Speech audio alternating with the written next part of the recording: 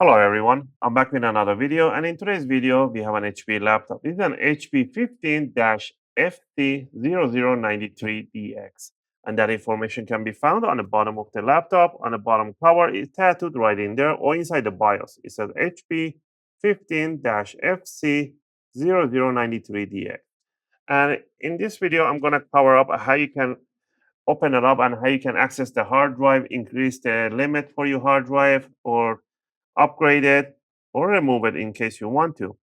Just remember, by removing the hard drive or replacing the hard drive, you have to reinstall the Windows, freshly installed from the USB drive.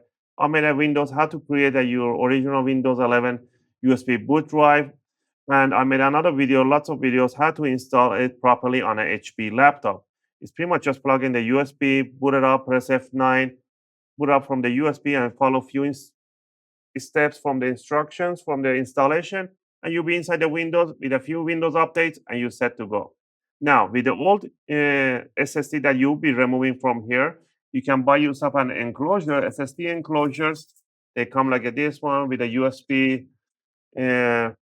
connection right on them. You can plug it in here and use it as a portable extra USB storage. I'll leave the link for those too.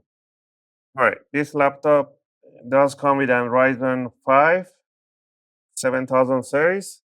So let's go ahead and open it up. I'll leave the link for the compatible storage and everything else in the video description in case you want to purchase the tools I'll be using. All right, tool number one is a good screwdriver set. I'll be using an iFixit screwdriver set. From this tool set, we are going to be using a Phillips number 1. If you get a Pro set, they will include you with an opening tools and some tweezers. If not, grab yourself a guitar pick. And metallic guitar picks are suitable to opening cases and covers. All right, with this one hand, we're going to get started. On the bottom of the laptop, there are two types of screws, the long ones and the short ones.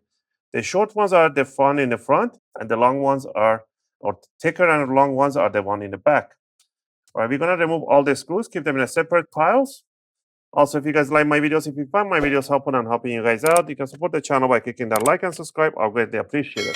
It helps and motivates me to make more videos, take requests, and answer your questions in the comment area. All right, once we remove the screws, now what you want to do, you want to grab the opening tool.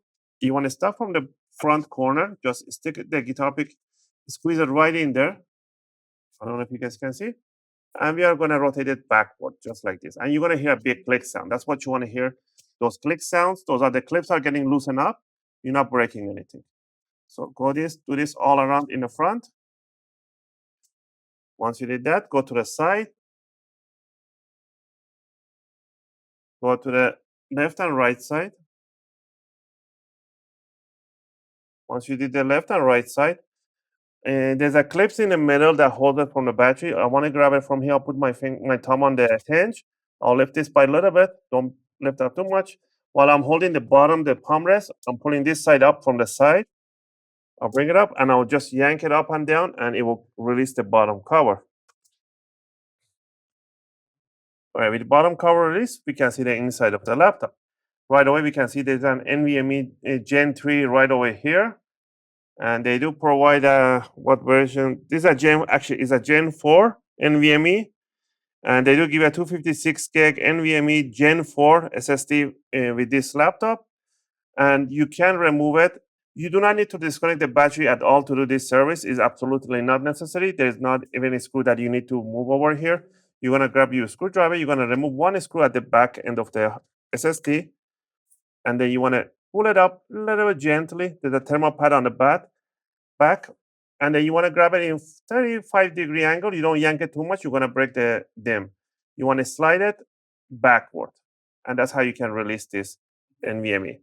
You can grab yourself a 980 or 990 Pro storage up to 2 terabytes. You can place in here with no problem. You can put a 4 terabyte, but then you need a beefy heatsink. But there's no room to put any heatsink in here. So I'll recommend you to go with a maximum 2 terabyte NVMe. A good ones are 990 Pro from Samsung. Those are really good, durable. Or you can go with any other brand that you want, up to 2 terabytes. 4 terabyte technically you can, but it will overheat and not recommended. 2 terabytes are perfectly fine. Once you got the new NVMe, all the NVMe's, they look alike pretty much, but then we have a more chip.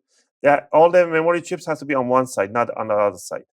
But once you, for example, let's say that you got the new NVMe, you want to make sure the notch on the NVMe matches the notch, the slot in here, and you want to push it down just like that in 10-degree in there and let it go, and it should align with the screw hole.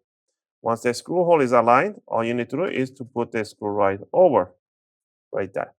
Once you're done with that, if you have disconnected the battery, plug it back in. If you disconnect the battery, you plug it back in and you try to power on, it will not power on because you will need to connect the charger in order to start power on initial power.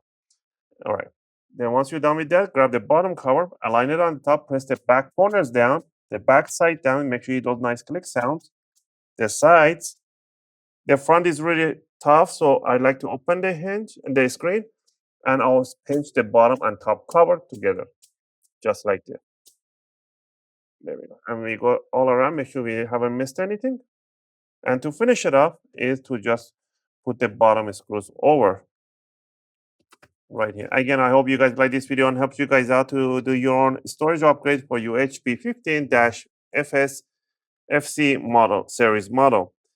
And now let's just finish with this one. And this should cover up today's video. Just remember, you can grab the old NVMe, you can place it on your external storage caddy in here, just like this. Put the screw on top, stick it right in here. This is not it for this one. And then you have a USB-C 256 gig portable storage.